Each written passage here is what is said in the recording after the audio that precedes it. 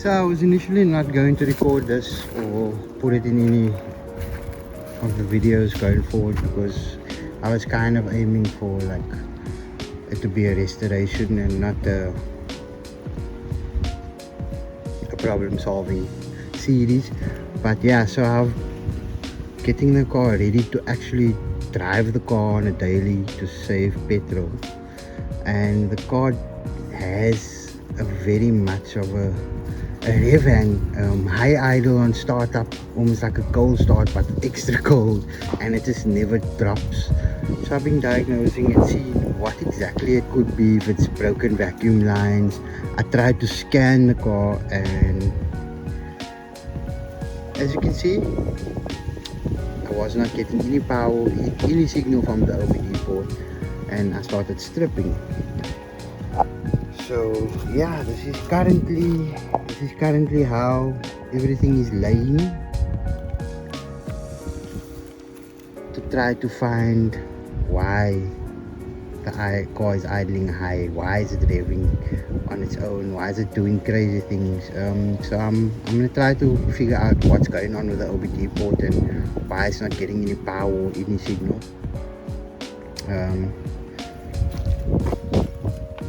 Yeah, so this is the OBD port here, pretty basic on the Golfs, literally positive, negative, and a signal wire from the ECU. I don't see any power to it. I can't see as to why it doesn't have any power, but I will figure this out and I'll let you know. Let's try this again.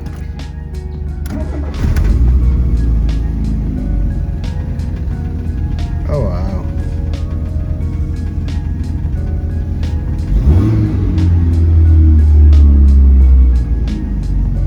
Oh wow. Okay, I don't think it's doing it anymore.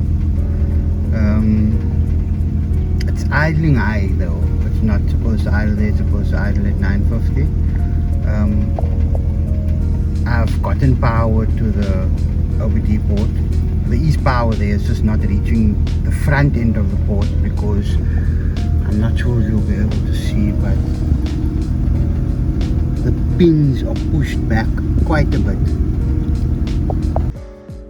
Yeah, so after struggling for an hour, not getting the laptop to read the ECU, not getting the code reader to read the ECU, took it to the workshop, and to my surprise, I do not have a original VCDS cable, and that's why it wasn't reading. Anyway, read the ECU, adapted the throttle body, got an O2 sensor code, a temperature sensor code. So the O2 sensor, from my research, you can change the sensor, the code's still going to be there. On the MPI Golfs, the late city Golfs, they use the management by the name of MPI, not MP9, and something goes wrong within that management, and it just continuously throws the O2 code all the time. The car is idling a bit lower. There's definitely a vacuum leak. I think I know where it is. That was a rev hang. The car's idling at about 1000 RPM, which should be at 950, so it should be here, just there, but it's idling here. So hopefully change the temperature sensor and it brings it down and idles properly. But while I was going through all of that, I ended up removing the radio. So I put the double din in the Mark IV, and this was in the Mark IV when I bought it. It has USB, it has SD card, it's Bluetooth. It's pretty decent, it's not a bad radio at all. And I will putting the radio in here so that you can at least listen to music other than the radio and a CD. That will go in here in the next day, or maybe by the end of the day or tomorrow. But yeah, this dashboard is faulty. Look at it. Look at it. So yeah, a complete interior detail will be happening this weekend. As you can see, the door panels are deep clean without an extractor, just with a wet vacuum. Still kind of looks dirty on the video, but it's much cleaner than it was. But yeah, so let me get in putting this radio in and figuring out what is what. So after checking the voltmeter, what's live, what's switched, what's earth, I cut wires. So here's the original plug. I cut the wires. After I cut the wires, I actually saw these two plugs works exactly, put it like that, exactly the same. Sat here, I thought I could have just plugged it in. Wasn't the case. Some wires on this loom, which I'm sure I could have pushed the pins out and just switched it, wasn't in the same position as this loom. Seeing that it was already cut, I just soldered it, heat shrink, plugged it in, and then I realized the speaker wires are exactly the same as well, and are in the exact order. I'm not sure if it's left or right or left, but I don't really care at this point. It's just I would like to plug it in and make sure that the speakers work, which it does. I'll show you now.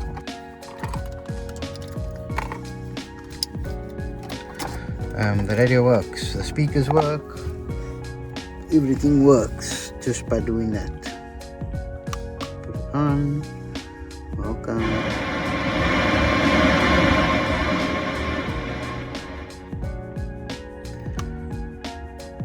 Put it off. Put it on.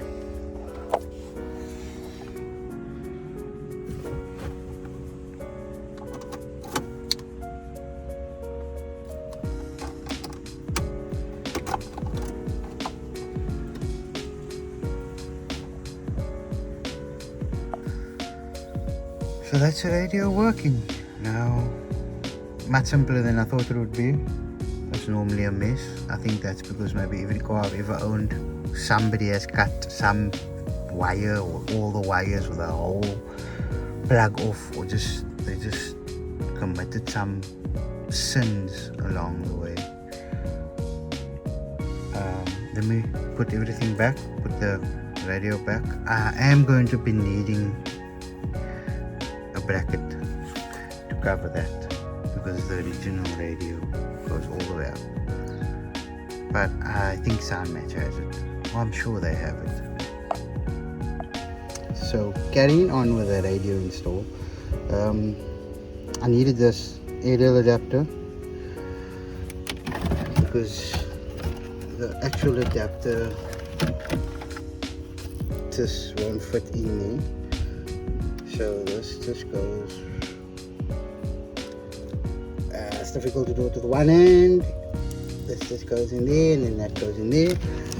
And then I needed this trim from Soundmatch, because you can see the original radio kind of has a trim built in, and without the trim this whole piece over here would be visible, which just doesn't look nice. And you know, do it properly once and don't do it twice type of thing. So yeah, so the final product, the radio in, trim in, radio goes on,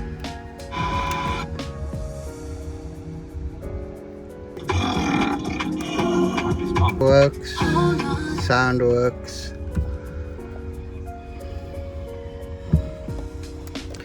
One down, many more to go.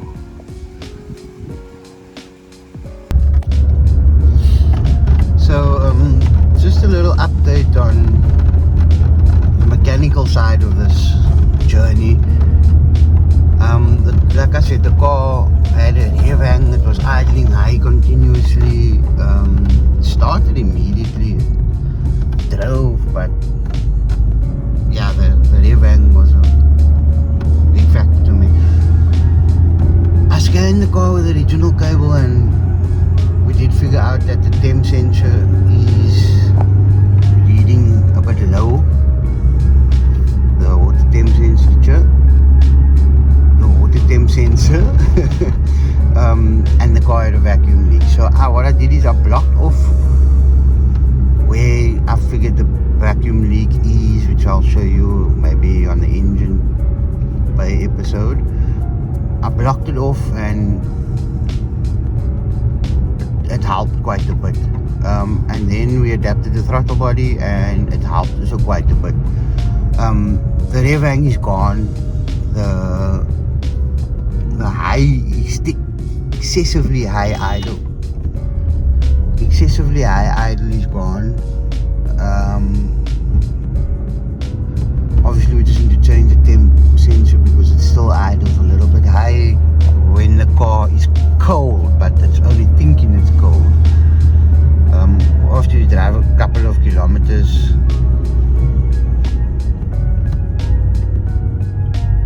it actually comes right. Okay, so it's still kind of cold now. It says it's warm here on the dash, but if you plug it into the PC, you'll see that it's actually sitting at 20 degrees, which is way incorrect. But yeah, I've been driving the car. Yeah, I've done 59.8 kilometers on the car. I've been driving it. It drives well. It's light on petrol. But one more thing. The car is high. It's at the original height, and I think I am getting extremely old because I'm actually enjoying it. Like, the smallest bump in the road